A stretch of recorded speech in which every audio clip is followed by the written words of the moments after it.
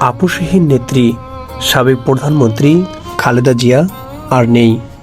বাংলাদেশের সাবেক প্রধানমন্ত্রী এবং অন্যতম রাজনৈতিক দল বিএনপির চেয়ারপারসন খালেদা জিয়া আর নেই। মৃত্যুকালে তার বয়স হয়েছিল ৮০ বছর। বিএনপির স্থায়ী কমিটির সদস্য সালাউদ্দিন আহমেদ এ তথ্য নিশ্চিত করেছেন। দলটির পক্ষ থেকে জানানো হয়েছে, ৩০ ডিসেম্বর মঙ্গলবার ভোর ৬টায় রাজধানীর এভার কেয়ার হাসপাতালে চিকিৎসাধীন অবস্থায় মৃত্যুবরণ করেন খালেদা জিয়া।